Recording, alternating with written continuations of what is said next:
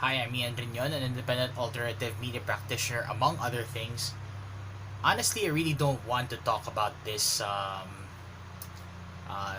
this thing that is viral on social media right now. It's just that a lot of people have thrown their hats on the ring because of it, and for no uh, for no particular good reason.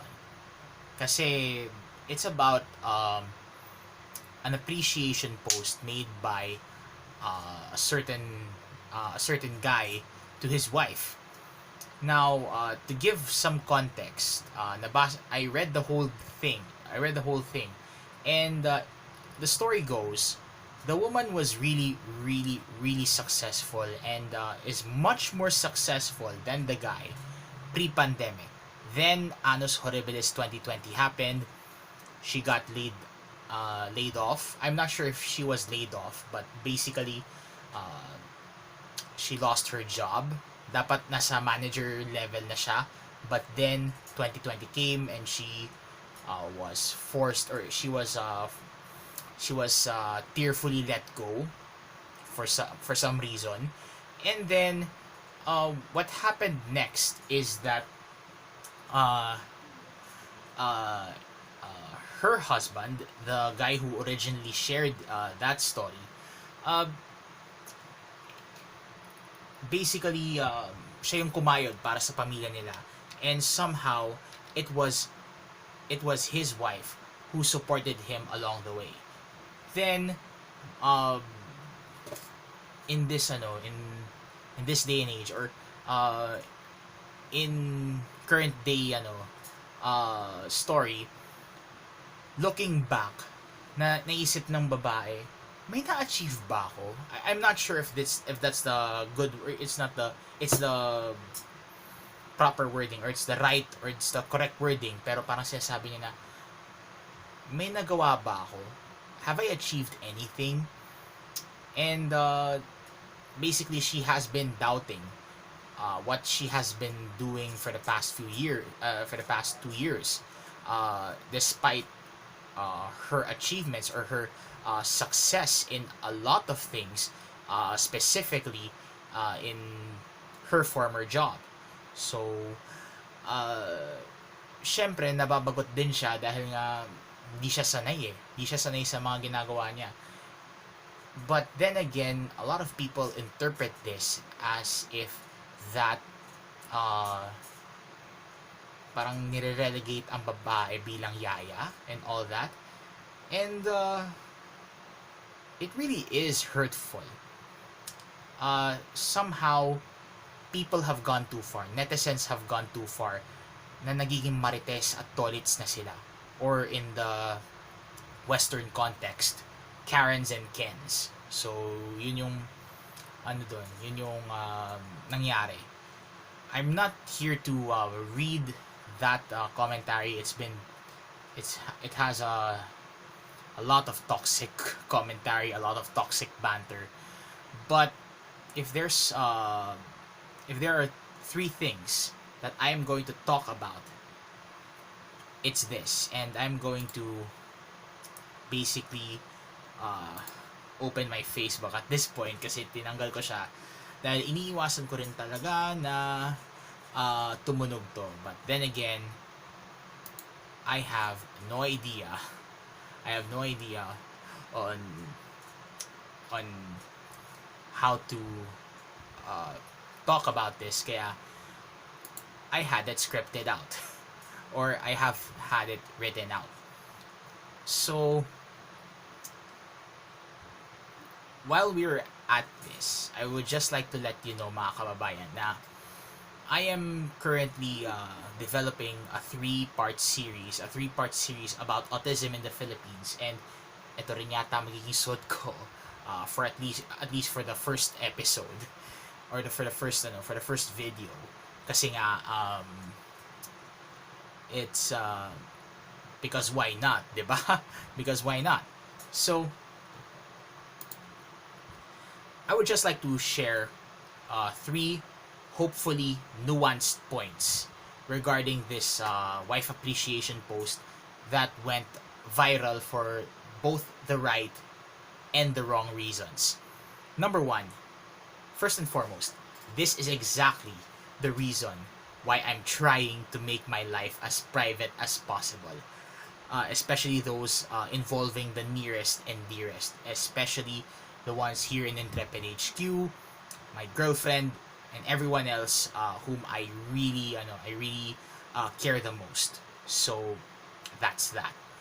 Number two, there are unfortunately those involving uh, er, sorry, there are unfortunately people who don't dig deeper in understanding the context of such stories and even take the story out of context na parang pinapamukha nila na this is a patriarchy thing and all that shit. I mean, okay, I get it that some women have been not really discriminated pero uh, nagkakaroon din ng misogynistic na tendencies ang ilan sa mga toxic na kalalakihan, and I recognize that. However, it goes back to it goes back to the first premise na if this didn't even went out of the internet, walang problema sana. But the die has been cast. And finally, there are too many nosy Karens and Kens, mga marites at tolits, who just wanted to have a say regardless of context, just because they have their own perspectives on what is ideal. At yun na nga, tumunog na nga yung Facebook ko. Yun yung iniiwasan ko, but hey ho. So,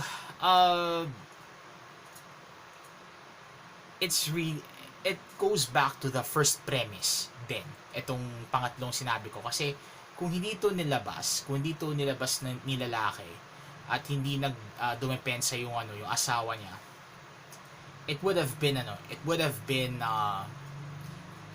all gravy and good. So good and gravy for that matter. Hindi na siya magiging viral, or at the very least na-appreciate ng asawa niya yung sinabi niya without having to release it to the public. But then again, it's their choice to sort it out. But of course, they would have there has been a lack of prudence regarding it. So talagang it's gonna be a lesson of prudence and the proper context. Ito yung ginagawa ko rin ngayon after the fact. Now, I really don't want to talk about this, but I would just like to share to you that my girlfriend is more of an achiever than I am. At the onset of our relationship, I have already accepted that she would be more successful than me, especially when we get married, because I really plan on marrying her. That does not mean I should give way to her career, because she believed one's career is too fickle to think about, and eventually a person who has a career would resign or retire and would always fall back to his or her family. Pag nawala ang career mo, at tumanda ka na, sang kangkungan ka pupulutin? Di ba sa pamilya mo rin? Di ba? I mean, when everything's said and done, it's always your family that's gonna welcome you home, hopefully in open arms. So yun yung dun.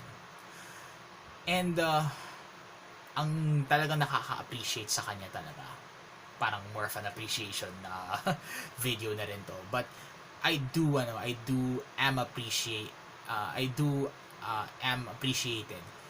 appreciate her encouraging me to be successful in my own way.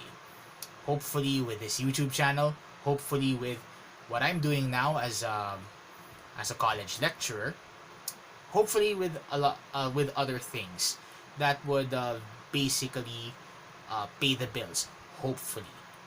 sana itong YouTube thing na to ano din, makatulong din kahit konti. But anyway, if that happens next year or in 10 years, wala akong problema as long as I do my other work, or as long as I do my full work.